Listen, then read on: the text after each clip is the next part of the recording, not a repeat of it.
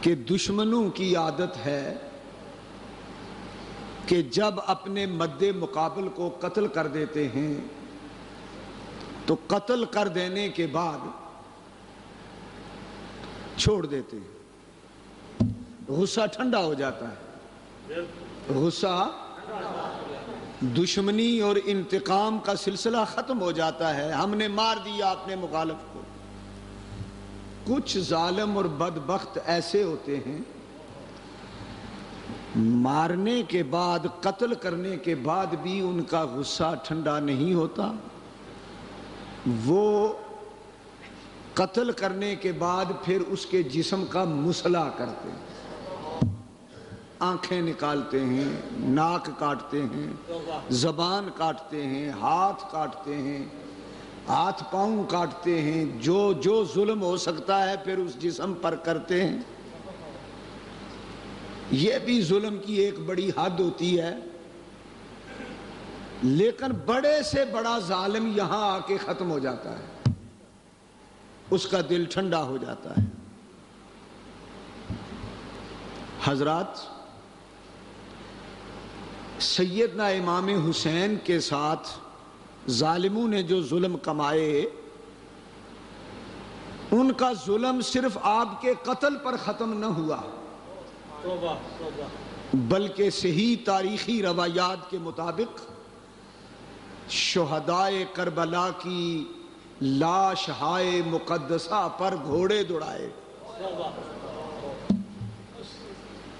پسلیاں ٹوٹیں، اعضاء ٹوٹے، درم برم کیا جسم کو،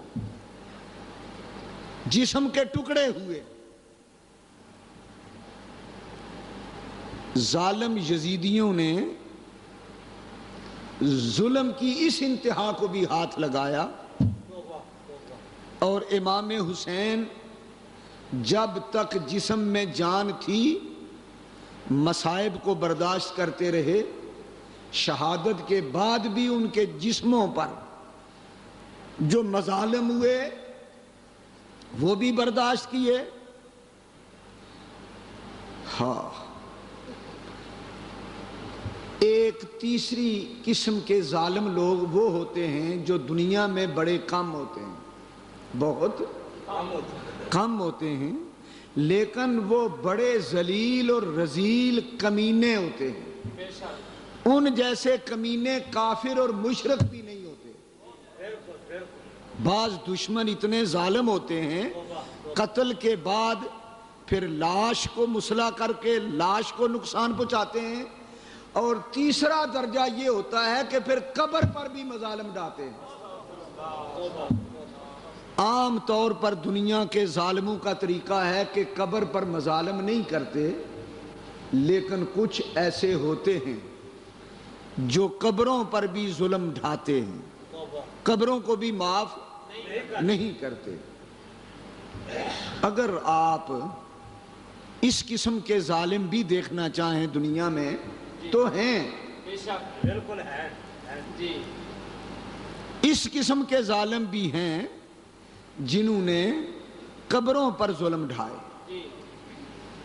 دیکھو میں کس انداز سے گفتگو کر رہا ہوں، بات کو سمجھنے کی کوشش کرو۔ بدر بھی سامنے رکھو، احد بھی سامنے رکھو، کربلا بھی سامنے رکھو، اور پھر دیکھو مظالم کی کیا کیا انتہا ہوتی رہی۔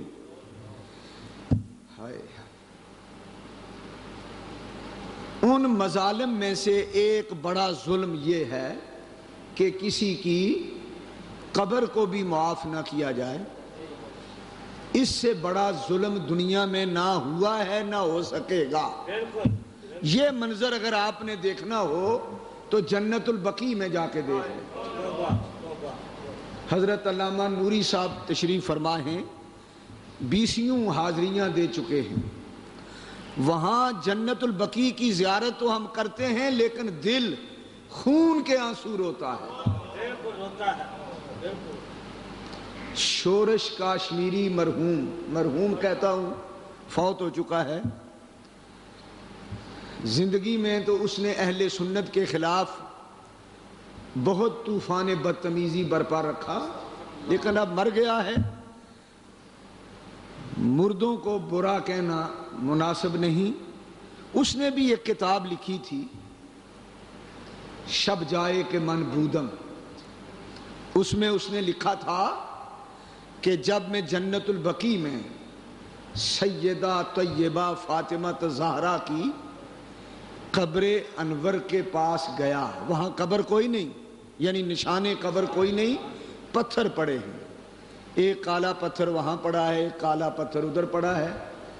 اور وہاں کے شرطے اگر کسی کے ساتھ کوئی انسانی روپ میں کبھی کوئی بات کریں تو اتنی کرتے ہیں ہاذا قبر و فلاں، یہ فلاں کی ہے. سیدہ فاطمہ کی قبر انور پر ایک دو کالے پتھر پڑے ہوئے ہیں، باقی قبر وغیرہ کوئی نہیں. تمام خاندان نبوت کو بلڈوز کیا گیا ان کی قبروں کو. سیدنا عثمان غنی کی قبر کو نہ صرف قبر کو بلکہ گنبدوں کو توپیں مار کے گرایا گیا، گولے مار کے. قبروں پر بلڈوزر چلائے گئے. تو شورش کاشمیری نے ایک بڑا دردناک لفظ لکھا کہ جب سیدہ کی قبر انور پر میں حاضر ہوا تو میں بت کی طرح جا کے کھڑا ہو گیا. میرے جسم میں جان نہ رہی. مجھے کربلا کے مناظر یاد آئے، یزیدیوں کے ظلم یاد آئے حسین پر. لیکن سعودی عرب والوں نے جو حسین کی ماں پر ظلم کیے، سیدہ فاطمہ پر جو ظلم کیے، تو شورش کہتا ہے میری آنکھوں سے آنسو گرے اور میں نے کہا اے سیدہ یہ تیرا ہی کام ہے صبر کرنا.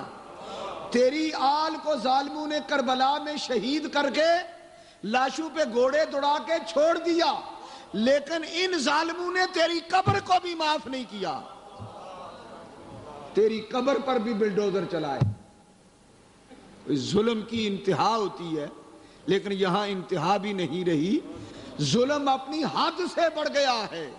اور اب جو تازہ خبر ہے، حسین کی ماں سیدہ پاک کی بات سنی آپ نے، 14 طبق کی کائنات کے مالک و مختار، شہنشاہ ابرار، نور الانوار، سید عالم، سرور کائنات صلی اللہ علیہ وسلم کی والدہ ماجدہ طیبہ طاہرہ حضرت سیدہ آمنہ خاتون جنت رضی اللہ تعالی عنہا کی قبر انور پر بھی بلڈوزر پھیر دیا ہے. لعنت اللہ علیکم دشمنان اہل بیت. مولانا حسن رضا بریلوی نے اہل بیت کی گستاخی کرنے والوں پر لعنت بھیجی ہے، لیکن جو اہل بیت کی بھی ماں ہے، جو سید الانبیاء کی ماں ہے، اس کی قبر کو بھی معاف نہیں کیا گیا. اخباروں میں ساجد میر نے نائب وزیر اعظم سعودی عرب کے حوالے سے جو خبر دی ہے وہ جھوٹ اور بکواس کا پلندہ ہے.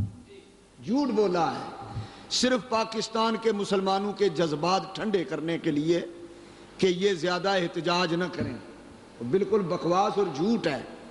ہمارے پاس وہ ذمہ دار علماء گواہ موجود ہیں اور وہ اس مسمار شدہ گرائی ہوئی اکھاڑی ہوئی قبر انور کے فوٹو لے کر آئے ہیں اور چشمدید دیکھ کر آئے ہیں کہ قبر کو بلڈوز کر دیا گیا.